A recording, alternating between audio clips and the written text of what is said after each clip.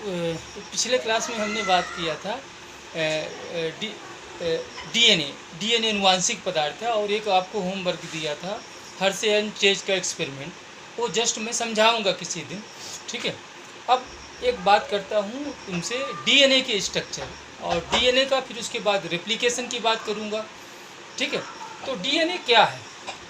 आपने पढ़ा कि डीएनए जेनेटिकल मटेरियल है, मोस्टली लिविंग ऑर्गेनिज्म का जेनेटिकल मटेरियल है, अनुवांशिक पदार्थ है। लेकिन कुछ सजीवों में डीएनए के अलावा दूसरा अनुवांशिक पदार्थ आरएनए भी पाया जाता है। हमने पढ़ा कि डीएनए दो प्रकार का है, सिंगल स्ट्रैंडेड और डबल स्ट्रैंडेड डीएनए। तो डीएनए मुख्यतः कहाँ पाया जाता है, इस संबंध में बात करूँ कि डीएनए मुख्यतः पाया जाता है क्रोमोसोम में, और क्रोमोसोम मुख्यतः पाए जाते हैं केंद्रक या न्यूक्लियस में। तो डीएनए की बात करें अपन, तो डीएनए क्या है, देखें आप, डीएनए इज ए पॉलीन्यूक्लियोटाइड। क्या है? DNA is a polynucleotide, means ढेर सारे मोनोन्यूक्लियोटाइड के अणु आपस में मिलकर क्या बनाते हैं, पॉलीन्यूक्लियोटाइड, ठीक है। तो मोनोन्यूक्लियोटाइड को ब्रैकेट में करके आप एन लगा दें, मतलब उसमें दो भी हो सकते हैं अणु, तीन भी, चार भी, ठीक है। तो एक न्यूक्लियोटाइड अणु जो है ये किससे मिलकर बना होता है, शुगर, फास्फेट और नाइट्रोजनस बेस से। और यदि मैं बात करूँ न्यूक्लियोसाइड किससे बना होता है, शुगर और नाइट्रोजनस बेस से, ठीक है, क्लियर। तो न्यूक्लियोटाइड तीन से बना है, शुगर, फास्फेट और नाइट्रोजनस बेस से, और न्यूक्लियोसाइड बना है शुगर और बेस से, ठीक है। यदि मैं न्यूक्लियोसाइड में फास्फेट और ऐड कर दूं तो क्या बन जाएगा, न्यूक्लियोटाइड। अब न्यूक्लियोटाइड क्या किससे मिलकर बना है, शुगर, फास्फेट और नाइट्रोजनस बेस से। शुगर दो प्रकार का है। शुगर कैसा होता है, राइबोज शुगर, 5 कार्बन वाली शुगर या कार्बोहाइड्रेट को राइबोज शुगर कहते हैं। ये दो प्रकार का है, डीऑक्सीराइबोज और राइबोज शुगर। डीएनए में डीऑक्सीराइबोज शुगर पाया जाता है, आरएनए में राइबोज शुगर पाया जाता है। दूसरा है कंटेंट फास्फेट, उसकी संरचना की बात हम करेंगे अभी। नाइट्रोजनस बेस दो प्रकार का है, देखें, प्यूरीन और पायरीमिडीन। प्यूरीन दो प्रकार का है, एडिनिन और ग्वानिन। पायरीमिडीन 3 प्रकार का है, थायमीन, साइटोसिन और यूरेसिल। हमेशा मैं बता दूं आपको, इस प्रकार नाइट्रोजनस बेस 5 प्रकार के हो गए, ठीक है। लेकिन 4 प्रकार के नाइट्रोजनस बेस पाए जाते हैं डीएनए में और 4 प्रकार के आरएनए में। तो डीएनए में कौन कौन सा पाया जाता है, एडिनिन, थायमीन, ग्वानिन और साइटोसिन। अर्थात डीएनए में यूरेसिल नहीं पाया जाता, आरएनए में यूरेसिल पाया जाता है। तो याद रखेंगे, एट गर्ल कॉलेज मैंने बताया है तुम्हें, एटीजीसी ये किस में होगा, डीएनए में, नाइट्रोजनस बेस। आरएनए में क्या होगा, थायमीन नहीं होगा, थायमीन के स्थान पर इसमें यूरेसिल होगा, ठीक है। तो आरएनए में होगा एयूजीसी, ठीक है। अब देखिए इनकी संरचना के बारे में बात करें आपसे, यहाँ देखो जल्दी से, यह 5 कार्बन वाली राइबोज शुगर है। कितने कार्बन वाली, 5 कार्बन वाली। 1 नंबर का कार्बन, 2 नंबर का, फिर 3, फिर 4 और ये 5 नंबर का कार्बन दिख रहा है आपको ना। ये 5 कार्बन वाली शुगर हो गई, ठीक है। इस 5 कार्बन वाली शुगर में आप देखें कि यहाँ पहले में OH और H जुड़ा है, दूसरे में भी OH और H जुड़ा है, तीसरे में भी OH और H जुड़ा है, चौथे नंबर कार्बन और 5वें नंबर का कार्बन। ये राइबोज शुगर है। यदि मैं आपसे बात करूं कि इसके दूसरे नंबर के कार्बन में हाइड्रोक्सिल जो मूलक है उससे क्या हट जाए, ऑक्सीजन हट गया, तो क्या बन जाएगा, डीऑक्सीराइबोज शुगर। क्या, डीऑक्सी, ऑक्सीजन हट गया, तो डीऑक्सीराइबोज शुगर की संरचना है। और ये फास्फेट की संरचना है, किसकी, फास्फेट की, क्लियर ना। आपने देखा कि नाइट्रोजनस बेस दो प्रकार का है, प्यूरीन और पायरीमिडीन। प्यूरीन का नाम छोटा है, स्पेलिंग कम है, और पायरीमिडीन का नाम बड़ा है। तो आप देखिए कि जो प्यूरीन है, क्या, प्यूरीन, उसकी संरचना बड़ी होगी, नाम छोटा है, संरचना बड़ी होगी। प्यूरीन के दो प्रकार हैं, एडिनिन और ग्वानिन, ठीक है। पायरीमिडीन नाम बड़ा है तो इसकी संरचना छोटी होगी और इसकी संरचना बड़ी होगी। तो देखें ये प्यूरीन की संरचना है, सॉरी प्यूरीन नहीं, पायरीमिडीन की संरचना है, ठीक है, जिसमें 6 आपको स्पष्ट दिखाई देते हैं, 6 कार्बन हैं और 6 कार्बन में तीसरे नंबर के कार्बन में नाइट्रोजन जुड़ा है और 6वें नंबर के कार्बन में नाइट्रोजन जुड़ा है। ठीक है, क्लियर ना?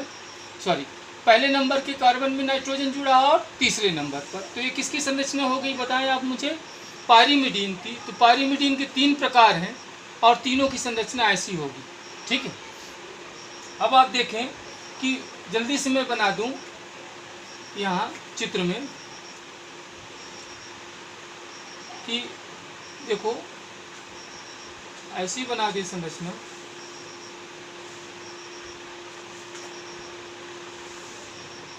तो ये संरचना हो जाएगी प्यूरीन की। ठीक है, क्लियर ना? तो इसमें 1 नंबर का कार्बन, 2 नंबर का कार्बन, 3 नंबर का, 4, 5, 6, 7, 8 और 9। तो ये किसकी संरचना हुई? प्यूरीन की। प्यूरीन मतलब एडिनिन और ग्वानिन की। ठीक है, इसमें जो एक्स्ट्रा जुड़ जाती है रिंग 7, 8, 9 वाली एक्स्ट्रा, उसे कहते हैं एमिड एजोल रिंग। क्या? एमिड एजोल रिंग। क्लियर ना? तो पूरी बात समझ गए ना?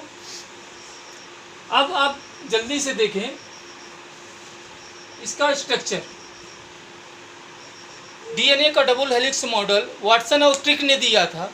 वाटसन और क्रिक ने जो मॉडल दिया डबल हेलिक्स, उसमें आप सिंपल से समझें, आपके सीडी है, सीडी में 2 रेड कलर के आपको स्टेप पिलर दिखाई देते हैं। पिलर को हम हेलिक्स या स्ट्रैंड भी कहते हैं।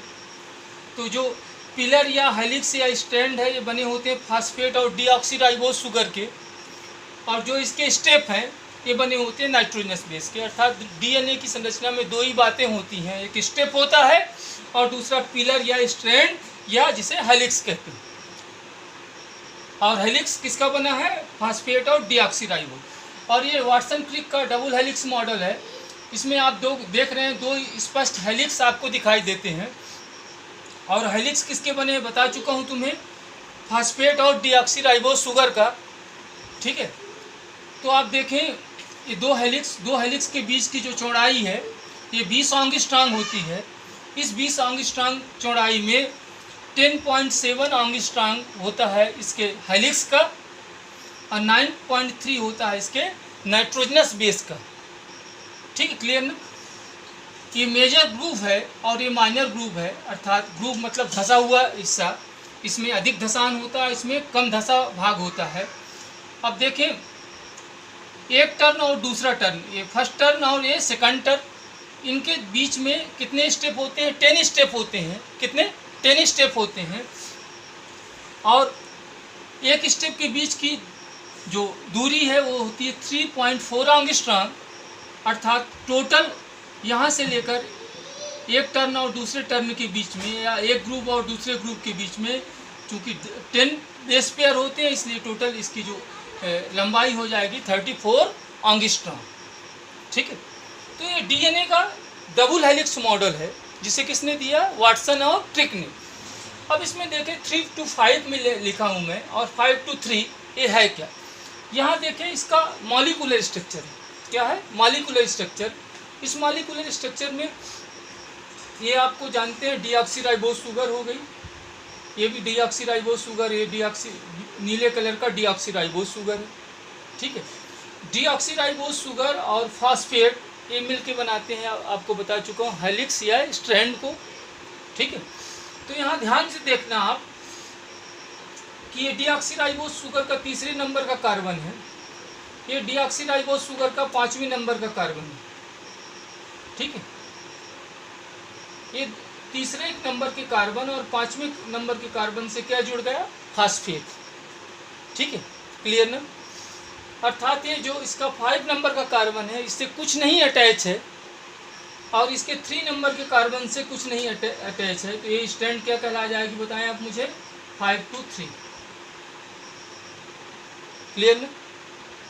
यहाँ पर ऐसे देखें 3 नंबर से नहीं कोई अटैच है और इसके 5 नंबर से कुछ नहीं अटैच है, तो स्ट्रैंड कहलाएगी, बताएं आप मुझे, 3 to 5।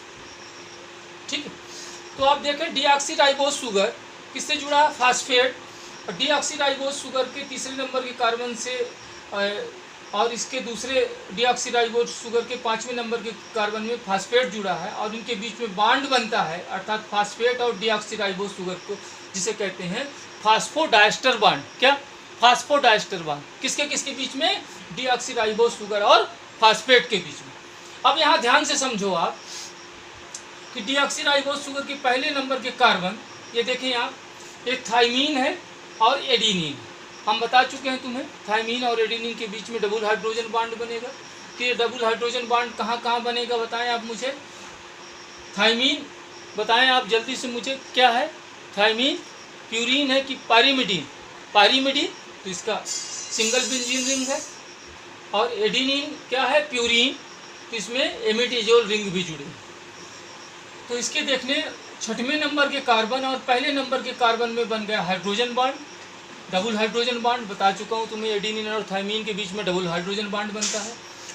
और इसका देखना तीसरे नंबर के कार्बन और इसके पहले नंबर के कार्बन के बीच में बॉन्ड बना, अर्थात मैं आपसे कह रहा हूँ स्टेप किससे जुड़ा है?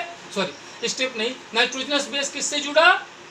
डीऑक्सीराइबोज शुगर से, और बॉन्ड बना जिससे कहते हैं ग्लाइकोसाइडिक बॉन्ड। क्या? Glycosidic bond. किसके किसके बीच बना? जल्दी बताओ। नाइट्रोजनस बेस और डीऑक्सीराइबोज शुगर के बीच। क्लियर ना? तो बॉन्ड किसके किसके बीच में बना? 6वें नंबर के कार्बन और पहले नंबर के कार्बन में डबल हाइड्रोजन बॉन्ड।